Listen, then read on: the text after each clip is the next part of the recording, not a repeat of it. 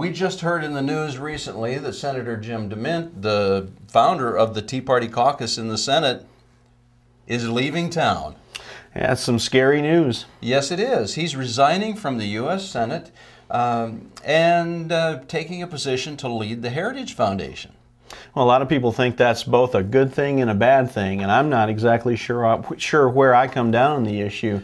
Yes. Well, the bad news is the United States Senate is going to have just another void when it comes to conservative policy. Yes, he's been a tremendous force for conservatism, not only within the Senate, but throughout our national government. He's been one of the few stalwart voices for conservative principles that we've been able to count on there.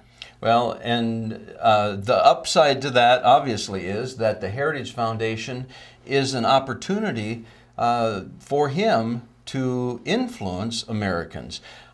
If you weighed those two, where do you think he's likely to be more effective?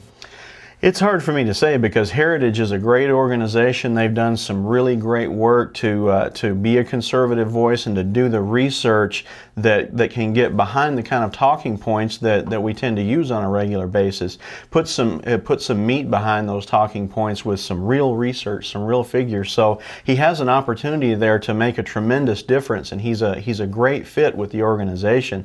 I just hate to see that void, that gap left in the Senate like that. So do I, Bob, and I think the concern that most of us have about the United States Senate is maybe it's we're already past the finish line. The United States Senate, is it fair to say it's near hopeless? Well, it's kind of looking that way. We've hoped for the last couple of election cycles to regain control of it, and yet it's just not seeming that we're making a lot of headway there. And the Senate is so tremendously important with things like judicial appointments, nominations, and things like that. Allowing that to stay in liberal hands is just, it doesn't bode well for the country.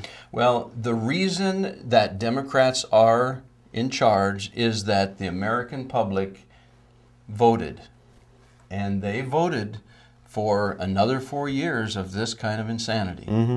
And so with that as a backdrop, it looks to me like Senator DeMint might be more effective as a leader in the Heritage Organization, because if we don't influence conservative voters, and if we don't change the minds of folks who think Obamaville is a wonderful place to live, we are really a nation without hope.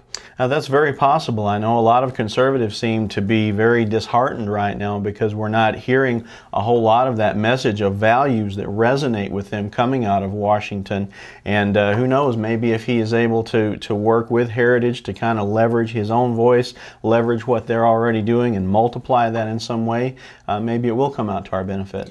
We've seen on a statewide and a national level, elections have become increasingly more about celebrity than they are about principle and about policy. Yes. Well, the media kind of packages things that way. Whoever talks the slickest, look the slickest, whoever's the most cool guy out there, that tends to be what captures people's attention and kind of just draws people to them like a magnet is whoever's the slickest and best package. And with the kind of media that we have, we know who that's always going to be. Well, yes, the media has the ability to make a principled man or woman look like an absolute goofball.